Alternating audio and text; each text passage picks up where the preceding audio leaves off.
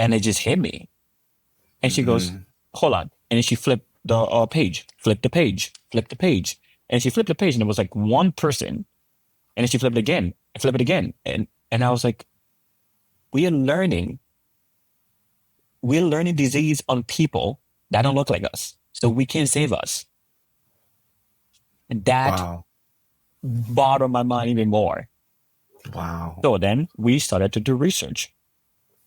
Like, what is the data out there on Black and brown people? Of all the data from textbook or whatever it is, okay? There's this article that we saw. It says it's 4.5% of the data. Turn this up. Your professional development is one of the keys to your career success. When you combine your desire to grow with actionable steps, your journey to success becomes an incredible reality. Hi, I'm Paul Ferranbi, aka IncrediPaul, and welcome to IncrediPaul Leadership. So this is part 2, and it's episode 97 for the interview with Archie Karpeh. So I hope you enjoyed the first part. If you have not watched that, you definitely should hit pause, go back, watch the previous episode, because there's probably some context you're going to miss. But if you've already watched that or listened to it, stay tuned. We go deeper, really great conversation. I know you're going to enjoy it. Let's dive in. This acanthosis nigricans is associated with type 2 diabetes, GI cancer, and other cancers. The people that she went to misdiagnosed her for whatever reason. It could be a bunch of reasons. One, it's hard to see a dark pigment or like a black thing on a black background. That is true. If you give a lot of your time, you could possibly notice something, right? Anyways, there are many reasons why, whatever it was. But she went to 6 different doctors, and some dismissed her. She was mixed diagnosed.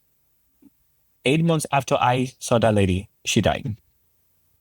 Wow. So then here I am again, cancer. Mm-hmm. I started with cancer. This time it's a black person. It's different.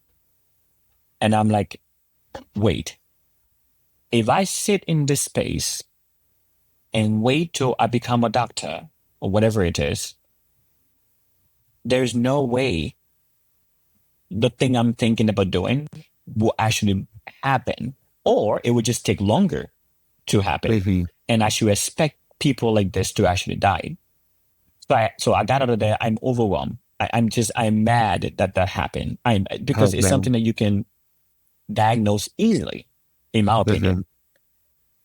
So I called my mentor, who is a family member of mine. His name's Dr. Archie Karpeh. He's up in Philadelphia. He's this really well-known surgical oncology. Okay. So I call him, since I'm a member of mine, I was just like, hey, is this common? He goes, Arch, the amount of black people I do surgery on, because they're late or they're misdiagnosed or they're dismissed, you will be amazed. So many. And I thought, what do you mean so many? He goes, yeah. Either they're late and I'm trying to struggle to find a way to save them. And I was like, somebody need to do something about this. And he goes, you're smart, you're driven, you're in medical school, you have way too much knowledge. You can build something. And I'm like, I don't build things. I go to school. I don't build anything. I was like, I don't want to do any of that. And he's like, you know what? Then if that's the case, get in line. Get in line and feel bad for all these things that you are going to see in your rotation, in your residency, get in line of feeling bad, because you will feel bad. And I was like, somebody need to do something. He goes, yeah. And I was like, somebody need to do something. So I remember going back to my apartment, pacing back and forth. It just bothered me. I couldn't study. And my friends was coming over. Two of my mates actually knocked on my door. I didn't even hear it. I was just pacing back and forth. I was just filming, mate. And they came in and were like, what's wrong? And I explained to them. And then one of my mates, who became my co-founder now, her name is Lydia G. Verghese. She took our textbook brought it over to me. She opens it. She goes, where in here do you see people of color? Mm. And it just hit me. And she goes, hold on. And she flipped the page, flipped the page. And she flipped the page and it was like one person. And then she flipped it again and flipped it again. And I was like, we're learning disease on people that don't look like us. So we can't save us. And that bothered my mind even more. Wow. So then we started to do research. Like, what is the data out there on Black and brown people? Of all the data from textbook or whatever it is, okay? There's this article that we saw. It says it's 4.5% of the data. 4.5% of the database that dermatology and everybody else learning stuff on to diagnose people of color is 4.5%. White people is 75%. Wow. That's a massive jump. Yes. Huge. So then we kept doing research. We came across a bunch of articles that talked about most dermatology are incompetent of diagnosing Black and brown skin. One, not because they don't want to or because they're whatever background you want to say or whatever. They just don't have the data to learn from it. So at first we're thinking we were thinking we were going to build an app. We'll grab a bunch of data. We train the AI and then we just take pictures. Person can take a picture. Super easy. No, we realized there are data out there, just not enough for like that app to be super accurate. Okay. Now there are institutions that have data, whatever you want to call it. Yeah, they have data, sure. But in terms of the volume comparing to our white counterparts, we are super behind. Okay. And I was like, there is no bloody way. And she turned to me and she was like, you are used to doing hard things. You were born into hard things. Your foundation is hard. This is a perfect path for you. And whatever it is you're doing on this path, I want to do it with you. She's Indian American. And she's like, what you're trying to solve? Help people like me? Help my mom, my sister, my brothers, whoever? I want to do this with you. Now, we had the problem. We needed to build the solution. How do we do that? So we took that idea. We went to Google, startup, and we were like, this is the idea we have. We pitched it to them. They were like, we loved it. We want to do it with you. We're going to give you the resources you need. Go do it. So what we've done, we've built a model that can take a disease on any skin color and multiply it on every skin color. That way we have database based on that skin, on every skin, right? Wow. So Black, brown, olive color, super white, albino, whatever you want to call it, whatever, in between, we have the same disease because a chickenpox look different on somebody who's lighter, somebody who's light brown, dark brown, super black, whatever it is, chickenpox look different. And that misdiagnosing can cause a person to be given the wrong drug or never be treated for the thing that that's bothering them. So we built that because of that. We call it Melanin MD. And if you look at our logo, whatever, the whole Melanin MD, like the MD is red because for us, we feel like it's an urgency thing. And the whole MD stuff that happened, whatever, it's like the dark part is the urgency because there is already data on like lighter skin people, right? White people, whatever you want to call it, which is good. You definitely need to have data on everybody. But if you're missing half of the population or a third of the population or whatever it is, or group of people, that is troublesome, right? Yeah. So we were able to build this model and now we are in the process of raising funds, whatever, to get it to a point where, you know, it can be in the way that we want it to like actually be. But as you know, Black and brown people raising fund is a whole different level, right? Whole different ball game. So we built that. That's one of the application or the AI model underneath the Melanin MD sort of umbrella right now. And then we built an app for diabetes patient, where one of the things, you being from West Africa too, I'm sure you love to eat African food, like I do. I do fancy that. But in terms of the quality of the food from back home, it's different from the quality of the food in Europe, in America, or wherever it is, right? Yeah, one of the definitely things that we are lacking, Black and brown people, or African people, or like anybody with diabetes actually, is we don't know exactly what is in the food or what food increases our blood sugar or keep it steady or keep it lower. Most people that you ask right now, they would tell you sugar, which is true. Yeah, sugar is true.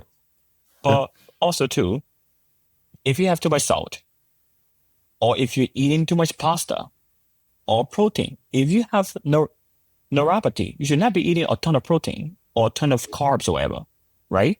So that knowledge is not there. And what we've built is an app that you take a picture of your plate of food. The app tell you how much protein, how much carbs, how much fat, how much sugar, and how much starch, whatever it is. It take that numbers, it lists it, just whatever it is that is in front of you. You just take a picture of it. It take that, it factor it into your sugar range. So some people, their range is like, their fasting range, let's just say, is 90 to 120. Okay. If you eat those things, whatever, you can either go over that range or under that range. And for a person who is diabetic, what you eat is massively important, and how much of it that you eat. Even, this is like another thing to put understand. Even the order that you eat your food in is massively important. You're supposed to eat vegetable first, right? Most people don't know that. They just eat the food because it's there, right? So that app that we've built is literally having like a nutritionist with you, and like your own glucose little guide person with you, telling you what to eat, how much of it to actually eat, while connected to like a CGM on the back of your arm, getting your blood sugar in real time. All those things is what we built just for people that have diabetes. I have a brother, and his name, it's Adam. He have type 1, right? And one of the things that most people that have type 1, they lose weight. If you know how much protein you're supposed to put back in your body, it can help you maintain your weight. Your muscle is like a pharmaceutical company, right? So if you're losing that muscle, whatever, you're losing that pharmaceutical company that's supposed to help absorb the glucose that you're actually like putting into your body, So, we actually built that because of that reason. So people just walk around having their little CGM on, taking picture of food, not the barcode. Most people build stuff that scan barcode and then they tell you what's in the food. No, real food. If you're eating a pizza or a burger, or you're eating like a pasta, whatever, you take a picture of it. It tells you everything that is in that food, and then it does the math for you. So all you have to do, be like, okay, if I eat half of this, then I should be in my range. Or if I eat more of this, I should be in my range or whatever. It's just guiding you. So we called it Gluco Guardian. Gluco Guardian. Yeah. Wow. Yeah. So, so like those are the things that we built. And then with like the NASA stuff, the whole nother madness. That one is a bit more, that one is a bit more personal because being a part of this NASA group, it was a very honoring thing to be a part of this group of people and understanding technology and how it works and what we can do with it. So what we have with NASA is this camera. It sees about 5 millimeters underneath your skin. Okay, about 5 millimeters. So it can see your vein, it can see your blood vessel, it can see, just deep enough. Wow. So what we've done is we created this IV placement. Now, let me just tell you like the complication. Okay. So if I try to check your blood, okay, if I like try to draw blood from you, there are a bunch of nerves like in that area. Okay. if I damage that nerve, you can lose sensation in your hand. You can have something called like claws fingers, which is your finger turned like this because the nerve is like damaged, right? Now, this is you. You're an adult. That's the complications that can happen. Worst case, that can also happen too. If I puncture there, you will see a lot of people, like older people usually, because you lose collagen in your blood vessel as you grow up, or in your tissues, as you grow up. Mm-hmm. So if you are trying to give somebody like an IV that kind of have like lower collagen, or they have a high BMI, or even if they have darker skin, it makes it much harder. That's it. Just dark skin, period. Right. So that, if I poke that person and they're bleeding in there, and let's say it caused some kind of infection, there's this thing they do in the hospital. It's called debridement. They fillet that area, wherever it is, cut out, or they get rid of the infection. Now, think about it. You are a healthy male. You're an adult. You have muscle. You have more things to cut out. Take that same complication, shrink it down to a neonatal, a preemie. They also need to have lines in them because they also need to be given drugs when they're in the NICU. Now, take a provider that abandoned shift, he or she is exhausted. He or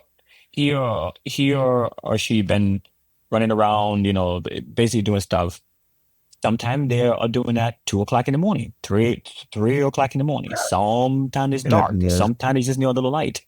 If a baby's this big and their arm is this big, and you're trying to pull an IV in this person's arm or their head, which is what happened to my son, but he was a big baby. He wasn't a little baby. He was almost 11 pounds. Like, think about it. Oh, wow. He was a big baby. He came out looking like a boxer, mate. So you're going to box everybody or whatever? At least he's big, But they needed to, regulate like his blood sugar. So they took him into like the NICU. And I slept on the floor. I didn't care. I'm like a weird dad that way or whatever. I slept on the floor. I want to know what's happening because I know the complications that can happen. They put an IV line in his head. Wow. Now think about all the complications I just told you. Yeah. If you're a first-time dad and you have that knowledge and you're watching a nurse put a line into your child's head in the middle of the night, you're not sleeping. There's no way you are sleeping, right? Because you know the complication that can happen. You know what could go wrong. Also, like right here, your skull comes together, and like there is like this point. Okay.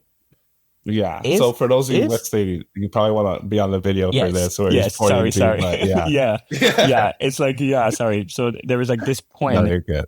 Like a little bit by your what's it called? Like your little hairline, like the very top that meets your actual head. What do you call this? Like your sideburn. Oh yeah, like the top of your sideburn. Okay, so kind of like the top of your sideburn, whatever. There is this point where all your skull comes together.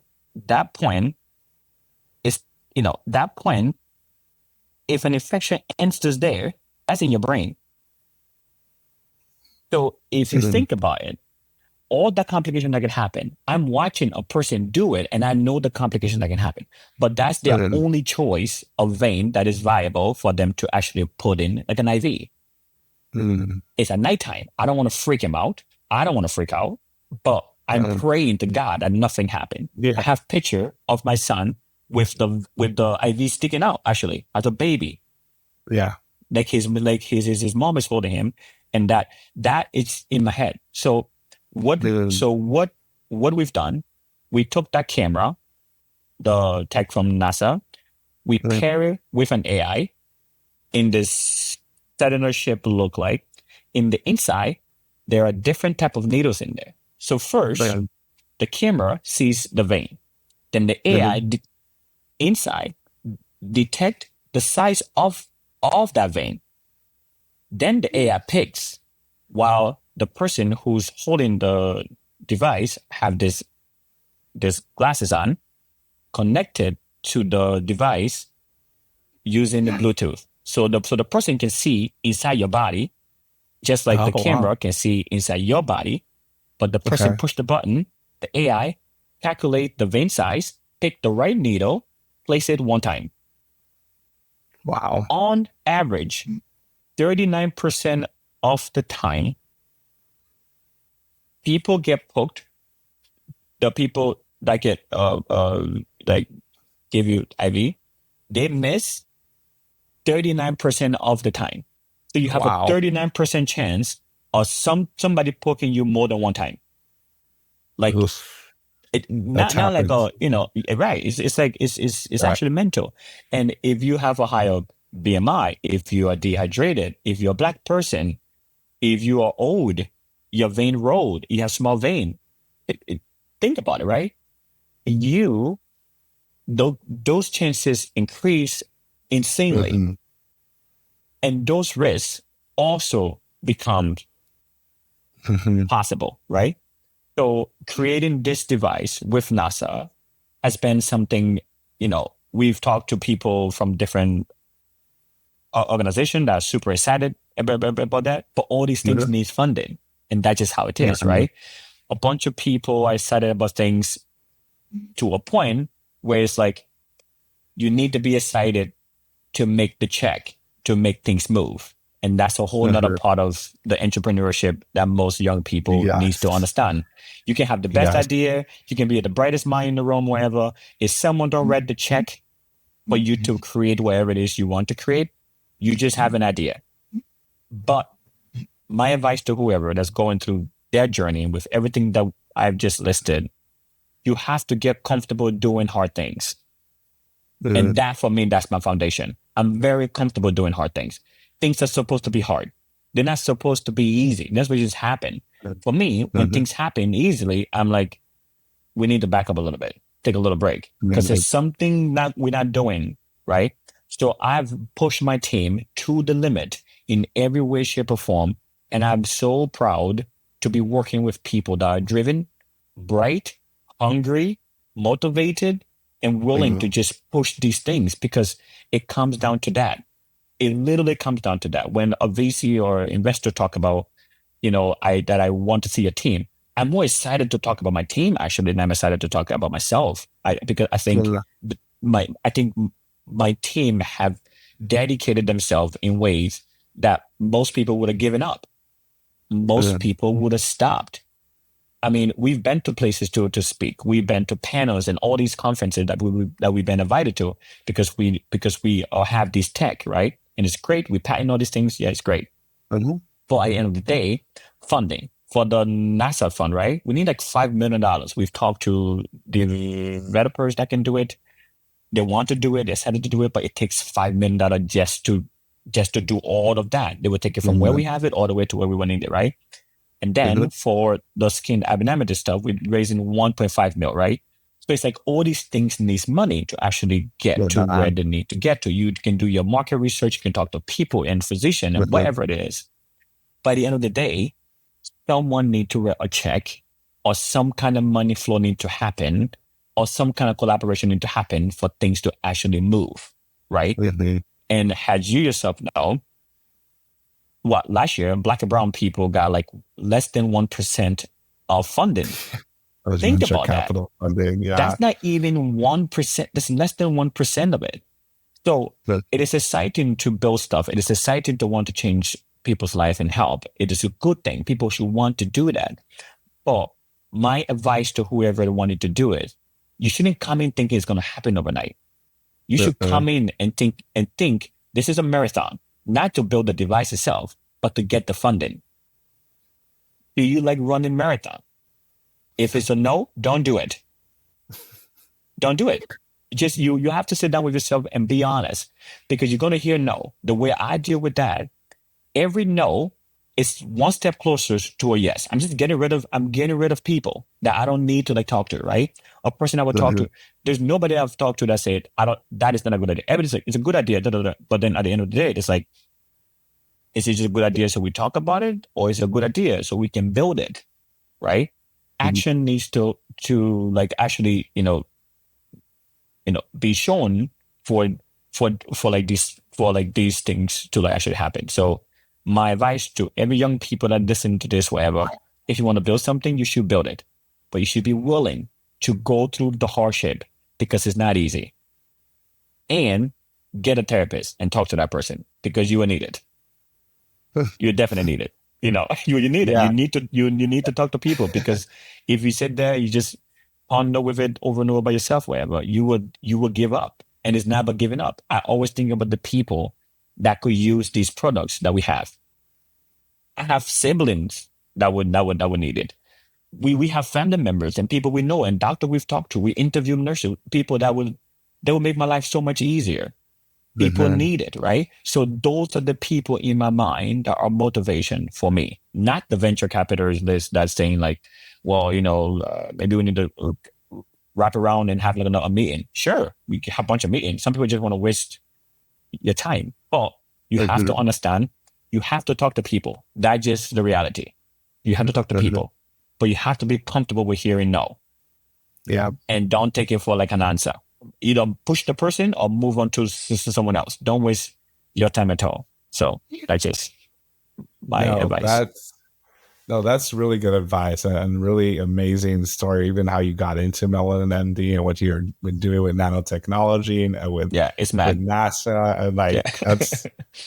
But I like how you tied everything together about really not being afraid to do the hard things and the focus on therapy as well, which we spent a lot of time on that, but just to bring it full circle because is that when you're working on things that are really hard, if you're not in a good place mentally, you're not going to be able to push through and complete it and do anything. So you need to tackle that first in order to have the fortitude and the drive to complete it. Right. Yeah. It's, it is, there are a lot of people that would say, what you're doing is great. And yes, I once in a while, I stop and I say, yes, where I came from, where I'm at, but this is not where that this wasn't my destination to sit and say, I have these things. My goal in life, right, is to sit back and watch the people life that we're trying to make easier become easy. That's my goal. The nurses that are tired, the ones that are walking around all day, every day in the hospital and their feet hurt and they have to wait for this neonatal baby to come out, whatever. The older patient that's doing chemo and their vein is not really great anymore because they are lost collagen or because chemo have destroyed their system, whatever. These are the people that I think about. These are the people, the Black person or brown person that have some kind of skin abnormality on them and they don't trust the healthcare system because they don't really know if the person is comfortable reading their skin. They can have our technology at their disposal. If a physician or dermatology that didn't practice on Black and brown people when they were going through the training, but now they have the access to like our stuff to be able to say, okay, I feel comfortable. I didn't really go over things like this in like my training or whatever, but I have access to this database and this technology that can help diagnose it much better than like I can. Think about it. AI is one of the smartest tools that we have. So the fear that this thing is going to come over and take our jobs or whatever, I don't think it would take your job. I think you need to incorporate it to your job so it makes you into a super physician. It is inevitable that this technology is here, right? How we receive it and how we manage it, of course, is just as important as our ability to treat our patients. We have to, if I had somebody that was smarter than me, and I'm going to do a surgical procedure, whatever, and I have like a person that was my assistant, super smarter than me, way smarter, know a billion times everything that I know. Why would I want that person to be out of the room? I want them in the room, next to me. Literally, you sit next to me. Don't go anywhere. I would tell you next to me, whatever. Don't go anywhere. If I'm doing something wrong, you tell me. I think ego and the human ability to be afraid of things we don't understand slow down with many things. Fear is at the very center of why I've gotten messages from dermatology saying you're trying to like take our job. And I'm trying to help your job to be a bit easier. Yeah. Like I'm trying to help you make sure your job is easy. So whenever I like read those messages, it doesn't bother me because there are a bunch of other messages people come and go like, what you're building, I love it. Like literally hurry up. So where is it? I want it right now. People are, I usually get these messages, my mates that I have and people that I know that have diabetes, whatever, anxiously wanting this tech that we are building. So for me, those things keep me going, not the people who are afraid of stuff. And, you can be afraid of stuff. That's okay. I think later on, perhaps you'll get on board. There's always the late people who jump on board. Late adopters. Yeah. Exactly. Yeah. Which is okay. Just the lessons you've learned and what you're trying to transform an industry and really make sure that people of color are being helped in a way that they can be. And that just comes from your own experiences. So I really appreciate you sharing that, taking the time. Because I know with all you're doing, you're a very busy person. To be able to carve out the time, I appreciate it. Yeah, you're welcome. Yeah, and if for the people that you are reaching, it takes people like you to search for people like us, right? Search for like people and then bring people like us on to talk to you guys about things that are happening because it's so easy to like be in a classroom because that's all you're thinking about, the textbook, your next exam, your next quiz, and your next whatever it is, right? But when you step out of it, it's a human thing you're trying to fix, right? And one of the stuff that I've always lived by, a very simple saying that I've always lived by, is bloom where you are planted. Wherever you're planted, bloom. Think about it. You can walk around, you can find like a plant coming out of a crack, right? It might be a small head, but it stretch the roots all the way down to grab nutrient or whatever, just to get out of there, whatever. So I do see that in terms of humans like us, we are placed in these places for a reason. Everything I've been through, I had to go through it for you to hear my voice or for you to see me talking right now. If I would have skipped anything else or not complete anything else or not do what I was doing, whatever you want to call it, I wouldn't have been here. But in those moments, I had to bloom. When I was at IMG, if I would have been a mediocre player, I would have never get the chance to move to Europe. If I was in Europe and I wasn't playing at that level I was playing, I would never get a chance to go to school or do anything, right? If I was in medical school and I was skipping class, I would have never met that patient.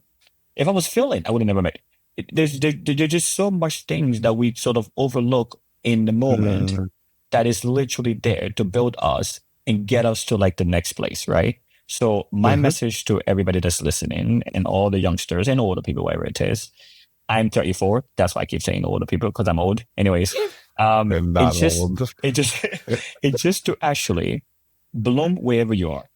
If you are thinking about going to medical school, sit down, write everything that you can write down, and figure out what do you need to get there, that next step. If you are thinking about going to nursing school or PA school, whatever it is, whatever profession that you want to do, whatever, you have to say whatever that I need to get there. And then when you get there, what do you do to separate yourself? That's like, you do that in every little circle you're jumping into, you will find yourself leaping massive step ahead of people. Because most people are just thinking about like the next test, right? The next quiz, the next thing they want to do, whatever it is, right? They're not looking like, okay, I have the next test, but what else can I do to add to this?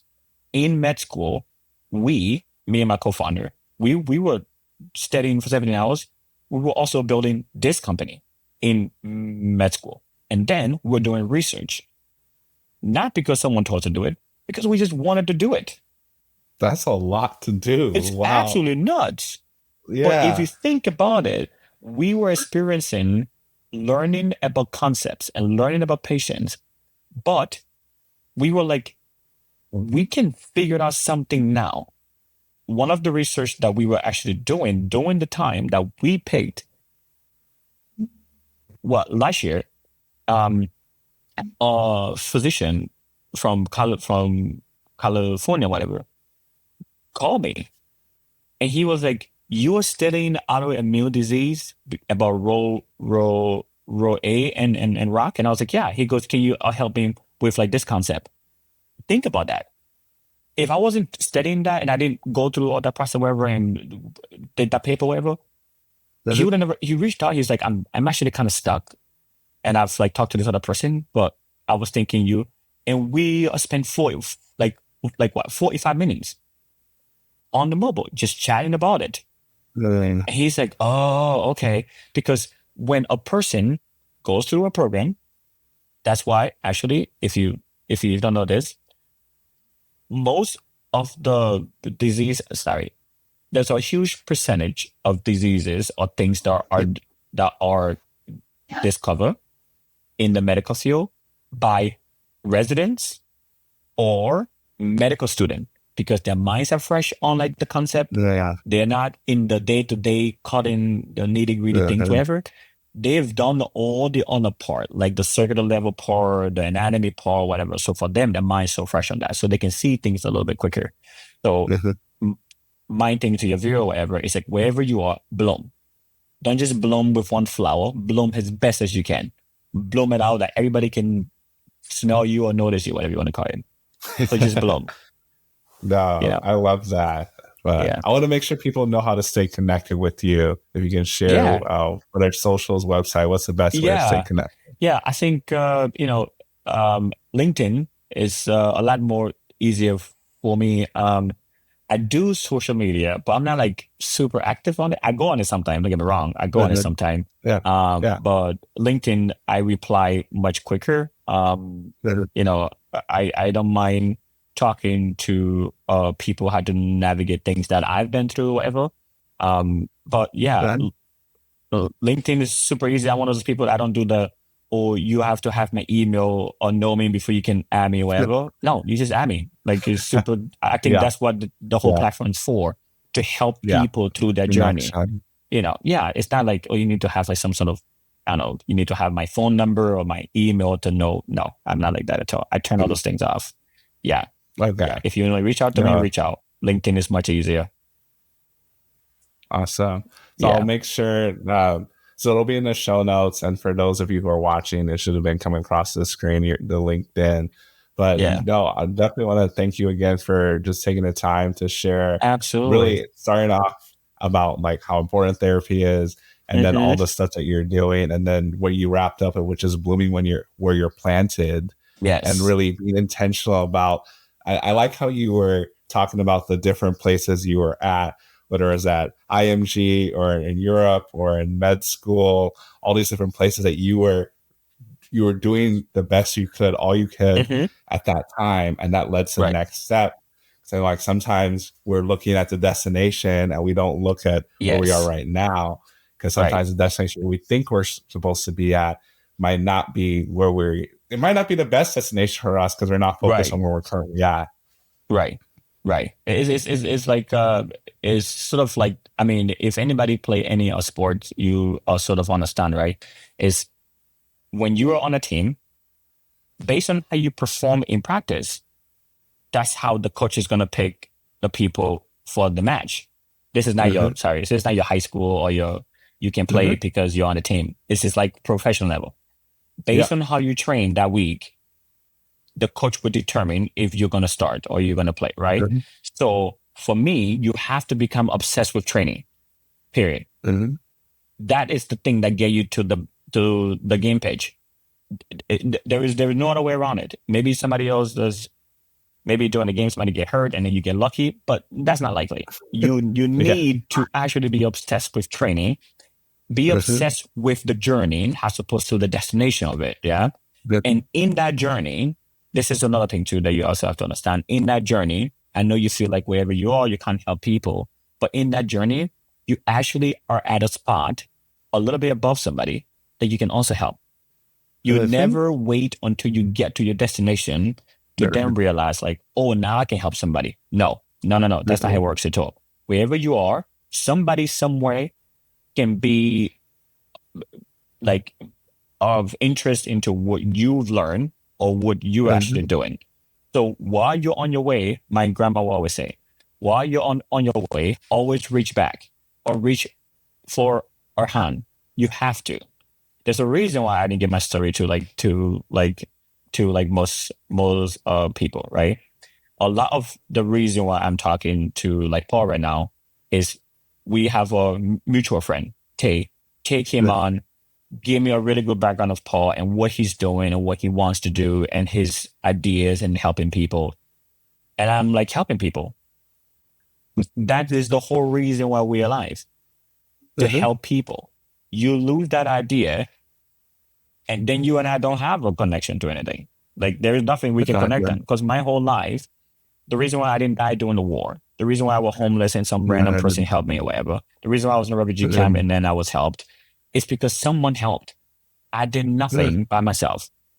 Even the research that I've done, my knowledge didn't just come from me.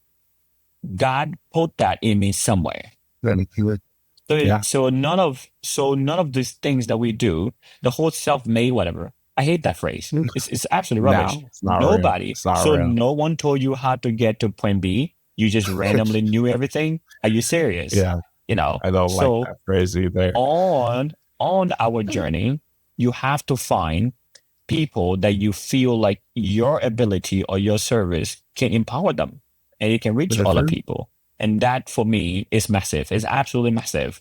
And if we live that way, my God, imagine the things that we can do. America, you guys have this election thing coming up and everybody's freaking out about something that somebody, whatever it is, right? If we get away from the idea of helping each other, then we attach ourselves to these groups. Think about it. If you get away from helping each other, some people become the other. And the other means fear. And fear means separation. And if you're separated from people, you can't help them. So yes, do your thing and support the people that you want to support, but you have to understand you're there to help. And it's not like, oh, this person look like me, so I'm going to help them. It's just because you're helping. Period. You're just helping people. That is foundation of where we are as humans. Whoever you support or don't support or whatever it is, I don't want to go the whole political stuff, but you just have to help people.